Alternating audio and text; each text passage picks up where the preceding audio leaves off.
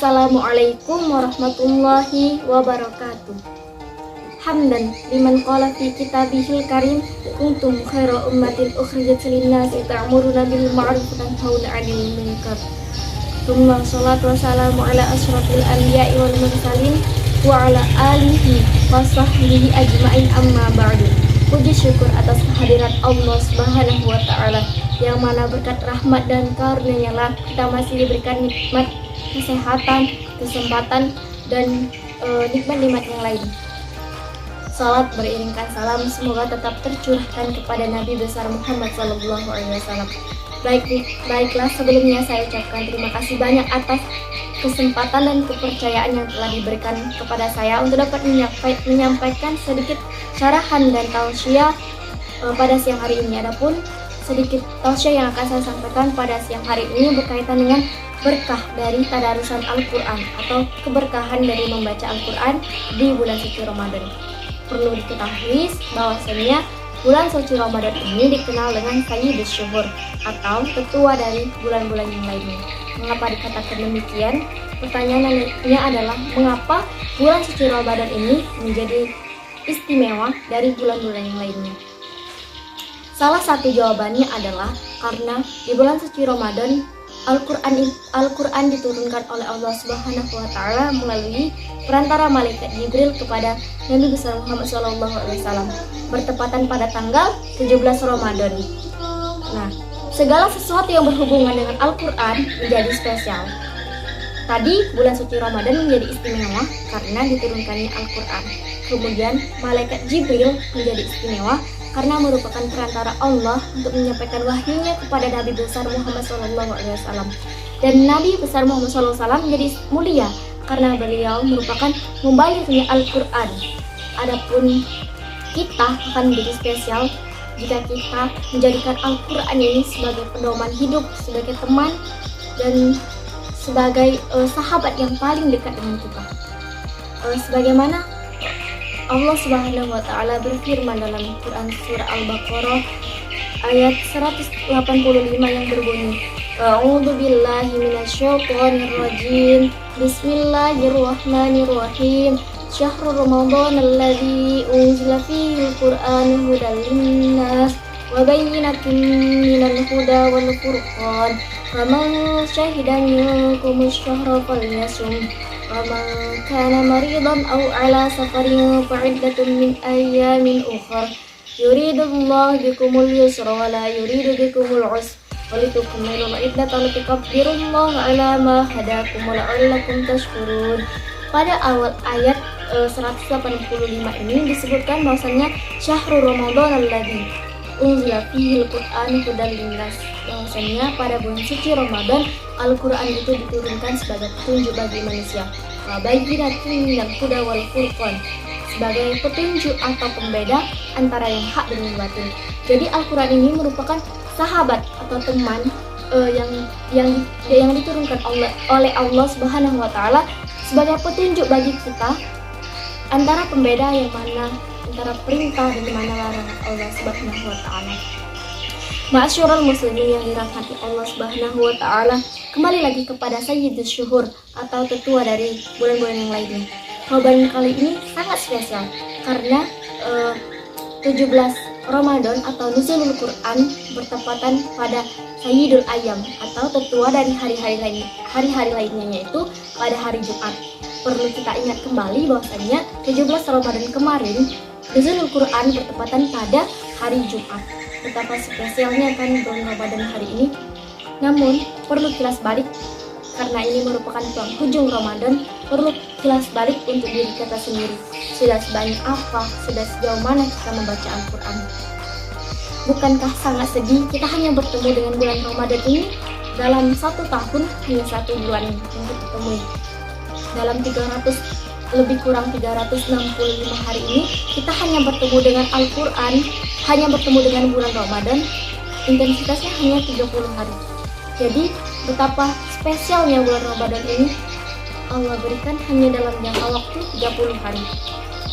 Berdasarkan hadis Athar yang diriwayatkan oleh Tirmizi bahwasanya Rasulullah SAW bersabda, barang siapa yang membaca satu huruf dari Al-Quran, maka ia akan mendapatkan satu kebaikan. Sedangkan satu kebaikan ini dilipat gandakan menjadi 10 kebaikan lainnya. Nah, aku tidak mengatakan alif, lam, mim itu satu huruf, melainkan alif satu huruf, lam satu huruf, dan mim satu huruf. Bayangkan, alif ini merupakan satu kebaikan, dilipat gandakan menjadi 10 kebaikan. Untuk alif itu 10 kebaikan, lam 10 kebaikan, dan mim 10 kebaikan. Jadi dalam alif, lam, mim itu kita mendapatkan 30 kebaikan atau 30 pahala. Nah, hadis ini merujuk kepada hari-hari biasanya. Bagaimana jika kita membaca Al-Quran di hari atau bulan yang sangat spesial seperti bulan Ramadan ini? Tentu saja kita akan mendapatkan pahala yang berlipat ganda, yang pahalanya lebih dari hari-hari sebelumnya. Nah, yang selama 1 bulan penuh ini, apa yang kita peroleh? Apakah kita berhasil menghatamkan Al-Quran? Apakah kita berhasil mendekatkan diri kepada Allah? Apakah kita berhasil memaknai atau meneladani dari Al-Quran itu sendiri? Jangan-jangan selama 1 bulan penuh ini yang kita lalui hanya hari-hari yang sia-sia. Nah, kita kembali lagi kepada berkaca pada diri kita. Apakah kita akan bertemu kembali dengan bulan suci Ramadan yang sangat mulia ini? Apakah kita dapat menjamin di Ramadan tahun depan kita dapat bertemu lagi dengan Ramadan? Bukankah untuk hari esok saja kita tidak dapat menjamin apakah kita masih dapat hidup, apakah kita masih dapat bernafas, apakah kita masih dapat diberikan kesehatan dan kesempatan yang seperti ini? Kita tidak dapat menjamin kapan Allah yang mengambil nyawa kita. Maka dari itu, hal-hal yang kita lalui kan bulan Ramadan sudah berlalu. Hal tersebut tidak perlu kita sesali, namun harus kita tekadkan dalam hati kita bahwasanya Ramadan ini merupakan ajang di mana saya untuk dapat memperbaiki diri saya sendiri. Lepas dari ini, saya harus berbuat baik. Saya harus dapat mendekatkan diri kepada Allah. Saya harus membaca Al-Quran. Saya harus bisa ngaji. Saya harus hafal surat-surat pilihan. Saya harus, intinya kita itu selalu berusaha untuk meningkatkan diri kita kepada Allah Subhanahu wa Ta'ala. Namun terkadang ada suatu pertanyaan yang muncul di dalam diri kita. Loh, bagaimana kalau bacaan saya tajwidnya kurang tepat?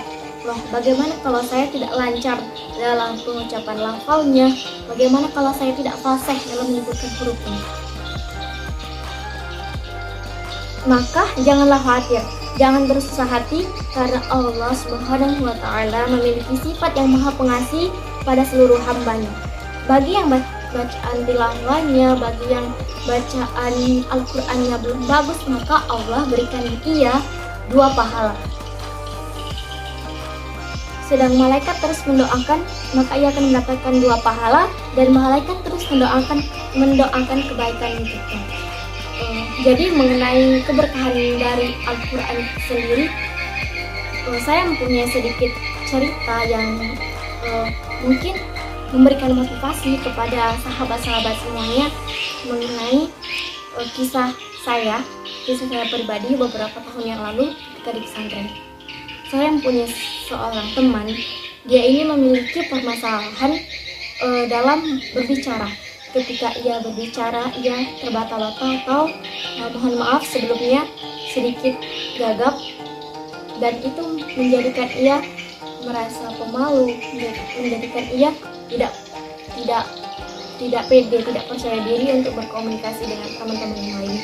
Namun pada suatu waktu ketika saya sedang di depan lemari saya, dia mendatangi saya.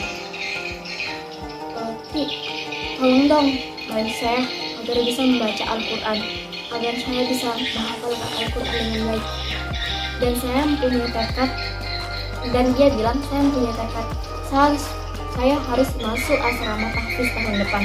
Dan untuk masuk asrama tahfiz itu perlu seleksi yang menurut saya sangat ketat, karena kita diberikan waktu untuk menghafal, kita diberikan bacaan Al-Quran kita itu harus sesuai tajwid, harus fasih, harus lancar, dan tidak terbata-bata. Nah, dia ini selalu bertekad dan dia mengajak saya, ayo kita berlomba-lomba dalam kebaikan.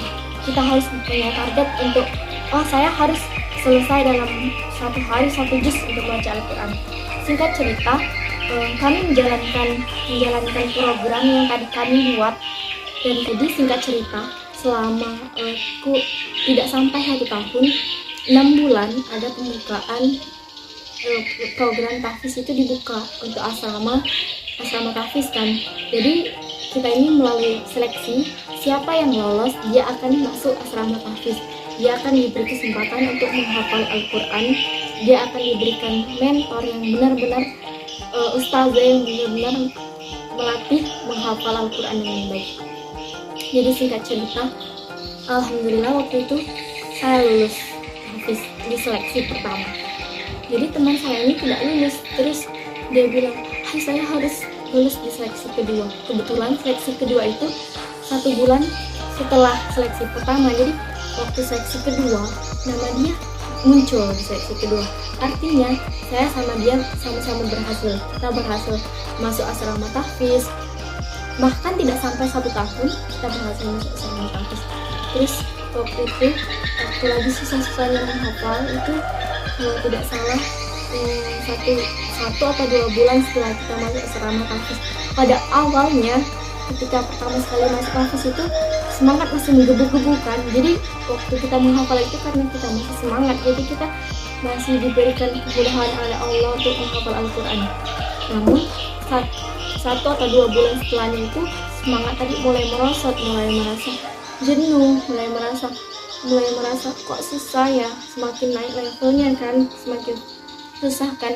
Jadi waktu itu kita benar-benar di posisi down. Terus teman saya ini bilang, ayo kita harus semangat, kita harus ingat perjuangan kita sebelum masuk tahfiz. Kita tahan tidur, kita tahan nggak tidur semalaman, kita one day one juz, kita harus telat makan, kita harus telat tidur. Jadi sekarang kita ada di posisi ini, ada banyak sekali orang yang ingin di posisi kami pada waktu itu.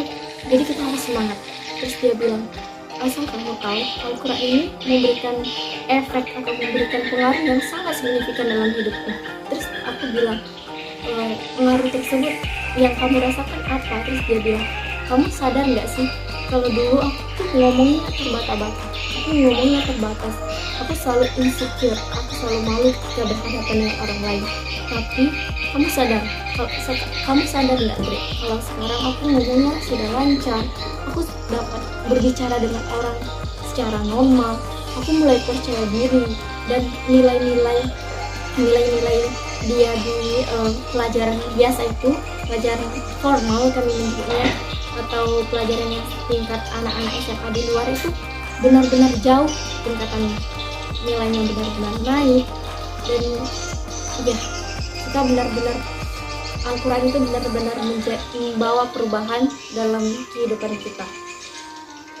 Mungkin itu saja yang apa saya sampaikan. Semoga apa yang saya katakan tadi dapat menginspirasi atau memberikan motivasi kepada teman-teman semua. Lebih dan kurang saya mohon maaf, kepada Allah saya mohon ampun. Saya akhiri, wabillahi taufik wal hidayah. Wassalamualaikum warahmatullahi wabarakatuh.